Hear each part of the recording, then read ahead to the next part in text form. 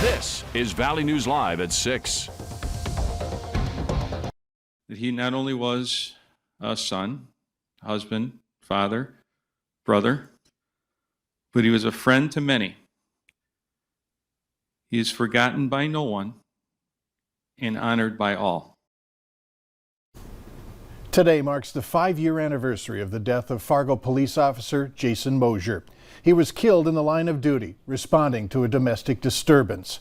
Valley News Team's crime and safety reporter Bailey Hurley attended a memorial today and has our story.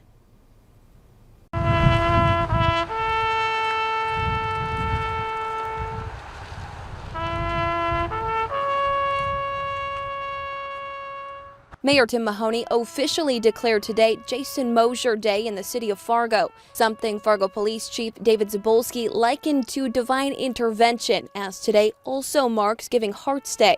And in attendance at Mosier's memorial service was his heart recipient, as Officer Mosier not only gave the ultimate sacrifice, but also the gift of life through organ donation. Because of that gift of sacrifice and service, others live today. Jason's middle name was David. His father's name is David. The recipient is David. It's Giving Heart Day. I mean, I'm sure Father Courtney would say that the Lord works in mysterious ways, but there's meaning to all of this. Officer Mosier served 6 years with the Fargo Police Department, where he was awarded the Silver Star in February 2012 for heroism and bravery after he and another officer rescued 2 children from a burning building. It is not how these officers died that made them heroes. It is how they lived. I think the tribute to his legacy is that he really had a passion and desire to continue to serve and to help others, and that was probably his calling to law enforcement. Several officers, not only from Fargo Police, but West Fargo and Moorhead, as well as both Clay and Cass County Sheriff Departments, were in attendance today. Many telling me February 10th and 11th are days they will never forget, but say it's more important to think about the life Officer Jason Mosier lived rather than the way he died. Bailey Hurley, Valley News Live. And in honor of Officer Jason Mosier, Fargo City Hall is lit up in blue tonight. We were on such a good roll with this winter before these cold temperatures rolled into the valley. I'm starting to forget about the past and getting a little upset with the present. Let's find out from Hutch if tonight's going to be another chiller. Yeah, I think, Mike, it's going to hit you right in the shin because we have some more cold weather in store for the valley. This morning we woke up to 30 to 40 degrees below zero in Shooks. That's in Beltrami County, northeast of you in the Bemidji area. 16 below is how we started our day in Fargo, but it was closer to 30 below in Langdon and Baudette. And as we look at the high temperatures today, yet another day of sub-zero temperatures for most of the area. Wind chills are approaching 40 below already. And in fact, the aerial coverage of the wind chill warning has been expanded to include the Detroit Lakes area, Fargo-Moorhead, down into southeast North Dakota, and now northeast South Dakota as well. Just a frigid look to the air. By the time we hit the bed tonight, we're expecting temperatures well into the teens below, with at least some decreases in the wind speeds expected. Mike, as we look up north, it'll be even colder by bedtime tonight. I'll have details on how low we go, and there is some light at the end of the tunnel. I'll have details on a little warmer weather heading our way here in a minute. I guess there's something to hang our hat on. Right. All right, thanks. In your crime watch, there's still no sign of this man who led deputies on a chase in Clay County yesterday. A deputy tried pulling over Burton Bonham along Highway 10 on an outstanding warrant, but he took off at a high rate of speed. Later, his car was spotted after it had collided with a van at the intersection of 11th Street and Main Avenue in Moorhead. Bonham took off on foot near St. Joseph's School, which was temporarily placed in a lockdown. Police know Bonham and say that there's no danger to the public. No new information on that shooting in Moorhead last night. It happened in the 900 block of 18th Street South. No one was hit, but 24-year-old Dexter Fox was arrested for reckless discharge of a firearm. Police say everyone involved knew each other. Still no sign of 60-year-old Kenneth Bosby. He's the Dilworth man, supposedly on his way to visit a friend near St. Cloud. No one has spoken to him since Sunday night when he was packing to leave.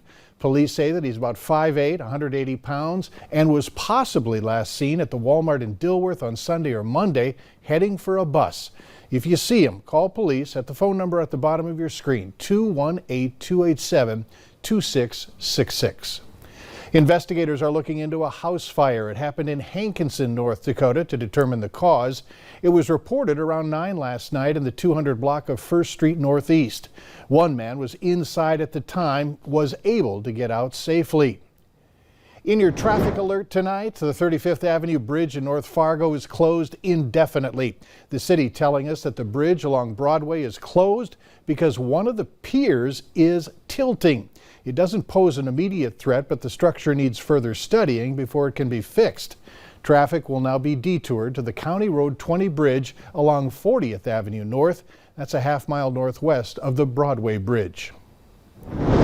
Fargo Public Schools will soon be back to on-site learning 5 days a week. While teachers and support staff are in the current eligibility phase, they have not yet received the COVID-19 vaccine.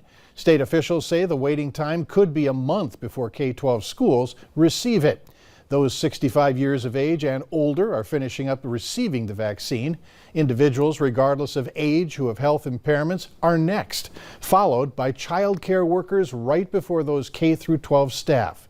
Vaccinations will not be mandatory for teachers, support staff, and students when it does become available. For right now, Cass County Public Health tells us they are asking staff that's interested in the vaccine to fill out a survey. This will help randomize teachers and prioritize individuals that work with students with a mask exemption.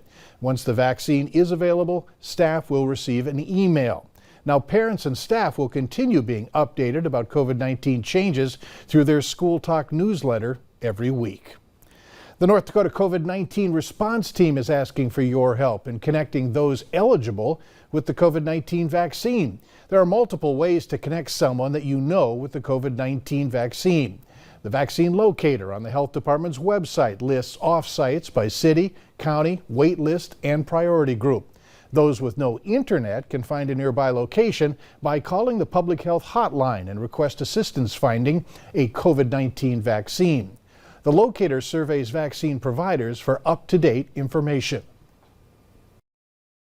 They can actually resubmit any updates to their survey at any point in time, and then those would just be reflected the next day. So as they move from one priority group to another, they just submit another short survey response. It's about 4 or 5 questions. And staying on top of the latest vaccine-related news is easy. You simply have to sign up for the VNL Vaccine Tracker. Just open your phone camera, point it at the QR code on your screen, then tap the link that pops up. You'll have access to national and local resources at your fingertips. A bill that would ban certain athletes from participating in sports is making its way through the state legislature. Later on Valley News Live at 6, what this proposal entails. For much of the area, sub-zero temperatures will have lasted an entire week. By tomorrow afternoon, dangerous wind chills with high temperatures today way below zero for most areas. It's warmer in Hutch's refrigerator than it is outside. Your forecast is coming up next.